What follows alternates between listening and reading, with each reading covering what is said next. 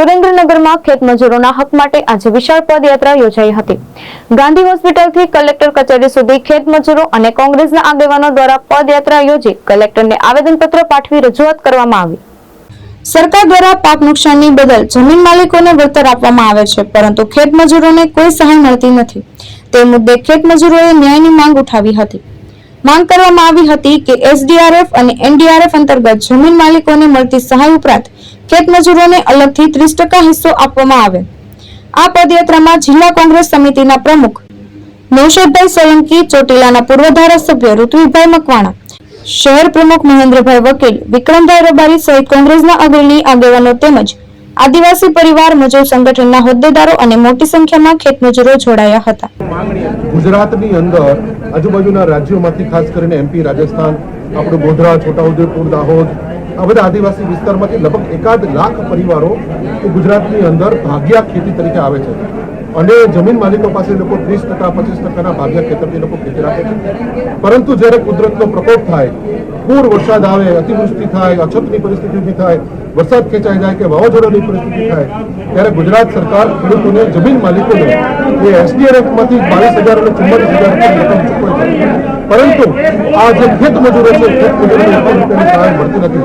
આથી આજની અમે રેલીના માધ્યમથી ગુજરાત સરકાર પાસે માંગણી કરીએ છીએ કે આ ખેત મજૂરોને અલગથી જે ખેડૂતોને જે રાહત આપવામાં આવે છે ચાલુ રાખો, એમાંથી 1 પણ રૂપિયાની કટોતી કર્યા વગર આ ખેત મજૂરોને વધારાના 30%ની રકમ જેટલી સહાય એમને ડાયરેક્ટ મળવી જોઈએ। વધારાનું એક નવું પેકેજ ખેત મજૂરો માટે જાહેર થાય એની માંગણી માટે આજે હજારોની સંખ્યાની અંદર આદિવાસી સમાજ, દલિત સમાજ, ઓબીસી સમાજ, બધા સમાજો 18 વર્ણ સાથે મળી અને આજે અહીંયા કલેક્ટરશ્રીને આવેદનપત્ર આપ્યું। આગામી દિવસોમાં કેવા કોંગ્રેસના પગલાં રહેશે? આગામી દિવસોમાં સરકાર જો આ બાબતે હકારાત્મક વલણ નહીં દખાવે તો અમે સુરેન્દ્રનગરથી સચિવાલય સુધીની પણ યાત્રા કરતા અટકાશું। जय जोहार, जय आदिवासी परिवार मजदूर संगठन से कदम सिंह कणावा। हाल में सुरेंद्रनगर के अंदर आवेदन पत्र दिया है कलेक्टर महोदय को, जो मावठे की वजह से फसल बर्बाद हुई है। यहाँ लाखों की संख्या में आदिवासी समाज के भाई आए थे और आवेदन पत्र हमने दिया है, क्योंकि खेडूत लोगों को यहाँ मुआवजा मिल रहा है। तो हमारे आदिवासी भाइयों ने भी मेहनत करी है, तो हमारे आदिवासी भाइयों को भी मुआवजा मिले, ये हमारी मांग लेकर हम आए थे कलेक्टर महोदय को। अगर हमारी मांगे यहाँ पूरी नहीं होती है तो हम यहाँ से लेकर गांधीनगर तक उग्र आंदोलन करने की भी मांग रखेंगे।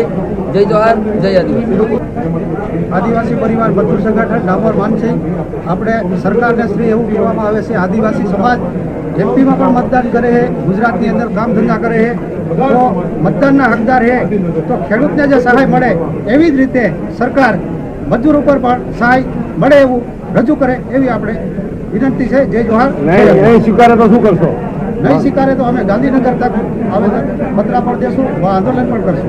આજે સુરેન્દ્રનગર જિલ્લાના કોંગ્રેસ સમિતિ દ્વારા અમારે આવેદનપત્ર આપીને રજૂઆત કરેલ છે કે જે ખેતીમાં નુકસાન બાબતેની રકમો ચૂકવાય છે તેમાં જે વાડી કે ખેતરો ભાગે રાખનાર બાકીના જે બહારથી મજૂરો આવે છે એમને પણ સહાય યોગ્ય તે ચૂકવવી જોઈએ, એ પ્રકારનું આવેદનપત્ર અમને અત્યારે રજૂ થયું છે, જેની આગળ કાર્યવાહી અર્થે સરકાર મહેશ ઉતરિયા, દ્રષ્ટિકોણ ન્યૂઝ, સુરત।